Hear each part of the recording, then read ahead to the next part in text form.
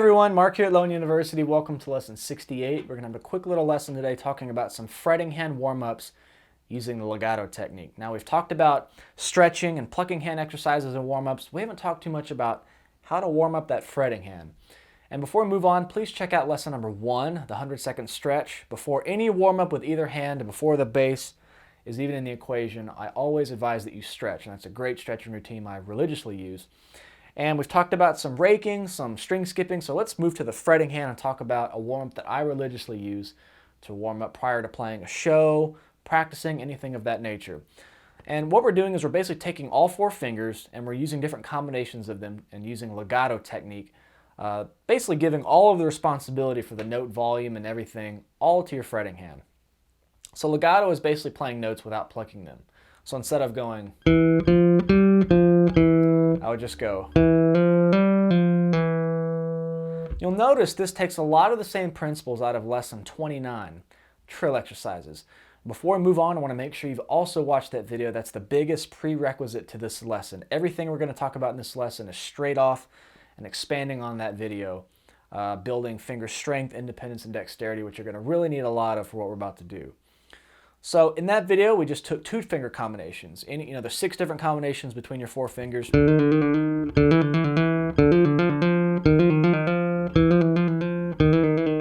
You just want to do those back and forth for 30 seconds each if you can. That's quite a big goal. But the point is to be able to trill and not lose volume. Okay, that's a combination of having a nice vice grip between the stationary finger, which is my index finger, for instance, if I'm doing index and middle, and my thumb on the back. So we're going to take this up a notch and use 3 and 4 fingers and use legato to move between the notes.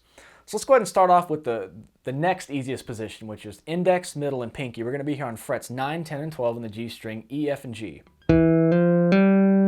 So what I want you to start doing is pluck that first note, the E, hammer on, index, middle, pinky.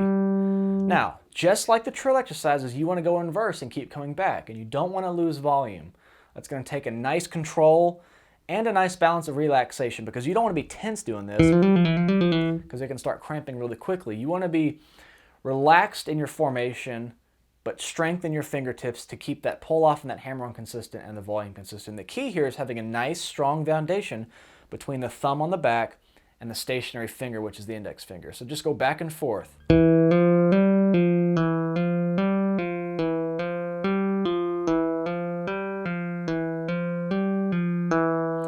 Okay, let's try another combination. A little harder. Index, ring, and pinky. Now, I always say anytime the ring and the pinky are together, it's tough to do sometimes. A lot of people are not accustomed to using their pinky.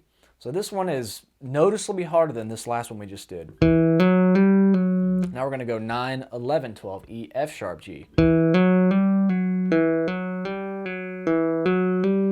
the best way to get good at this one is to go back to that trill exercises video and work on that ring and pinky combination of trilling. You just want to be able to do this. Great way to warm up, but you got to build that finger independence and strength between these 2 fingers. It's tough to do, so once you get that down, you can come to this one and add that index finger in.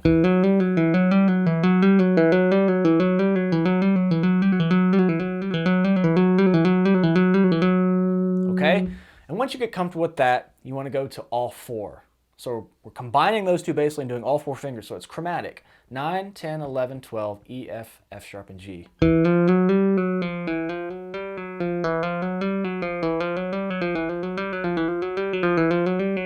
No plucking hand.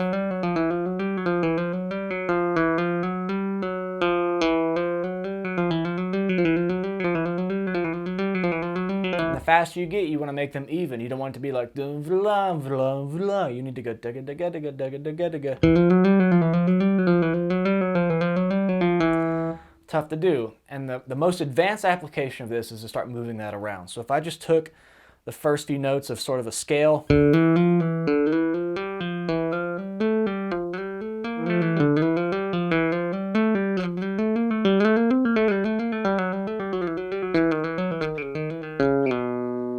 all fretting hand, great warm up, and you're going to feel your forearm burning. Takes an intense amount of strength, but you have to have control Stay relaxed, work on that economy of motion, because any wasted movement is going to really tire out that hand. So great way to warm up. And to answer the question, why is this a great warm up? Why is it good? Is because most people say when I'm going to warm up my fretting hand, I'm just going to play some simple normal scales.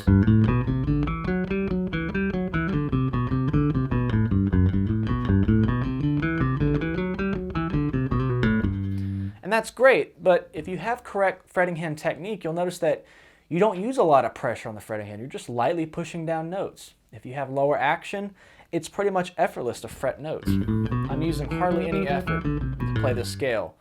But when you use the legato technique, you're forced to incorporate strength, dexterity, and a greater, sense of control to get those notes sounding even, all from the fretting hand.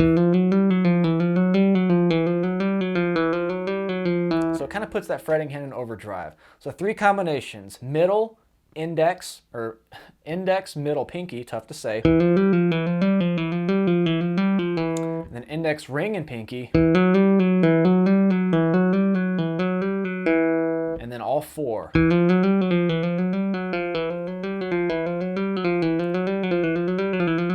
When you get really comfortable, start moving them around just with some slides.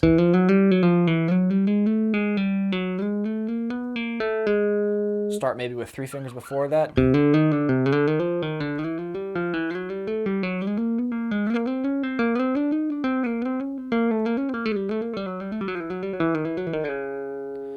And great way to warm up. Have fun with it, feel the burn, and we will see you next time.